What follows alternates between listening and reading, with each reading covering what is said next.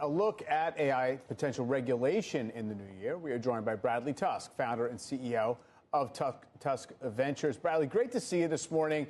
You've got a pretty thorough view of exactly where you think things are headed on the regulation side and the development side for AI. Obviously, we got this executive order this month from the president suggesting that the federal authorities should supersede states' new laws on AI. Of course, states can do what they want. They can pass the laws. Maybe the government will sue them. Maybe they won't. But how do you think this is coming together in terms of what elements of AI are being regulated, what states are leading? Yeah, I think there's really three different categories. There's generative AI itself. So we just saw Governor Hochul amend and then sign the RAISE Act in New York. Governor Newsom did something similar a couple of months ago in California. There is the application of AI. So Joe mentioned quickly mental health chatbots. We saw Illinois and Nevada both ban those last year. 7 or 8 more states are taking that up right now. And then finally, and this is the one that I actually think is the biggest issue of all, which is the permitting and zoning for data centers. And that's not even at the state level. That's at the municipal and county level. And the reason I think that will actually be the biggest issue this coming year is simply in order to power generative AI with the way that we do compute in this country typically right now, you need vast amounts of energy.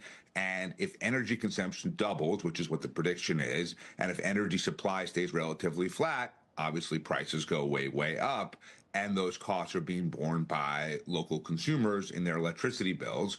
And once those consumers start putting 2 and 2 together and realizing that they're paying a lot more money so that NVIDIA or OpenAI or Oracle or whoever benefits as a result, they're going to revolt and they're going to throw everyone out of office. And politicians, I think, are smart enough to probably realize that. And I think we will start to see legislation all across the country that says that cities and counties cannot issue permitting to new data centers unless there is no corresponding energy cost increase for consumers. And that's really going to be the big fight of 2026. Obviously, the industry, puts out these warnings that it's going to stifle innovation or slow down the process of the U.S. becoming or maintaining the lead in AI. Do you actually think that the data center permitting or maybe the backlash against them is something that could compromise the build out here? No, for 2 reasons. First of all, if you were to say, hey, we're not going to make consumers bear the cost of all of this. And keep in mind, if there is significant short-term job displacement because of AI, if you're combining people losing their jobs with paying 50% more on their electricity bills, that's a revolution, right? Like that is a really bad thing to let happen. But beyond that, we know there are alternate forms of compute, whether it's an inference model or people are using biological compute or different types of memory cylinders. So we know that exists. And in a way, if you were to say we're not going to just impose all of these costs and negative externalities on consumers, it actually forces innovation. It forces the companies to say, how can we do the same sort of compute without the same sort of energy needs? So it's probably to the good. Yeah. The second is you mentioned sort of the AI race in terms of things like national security.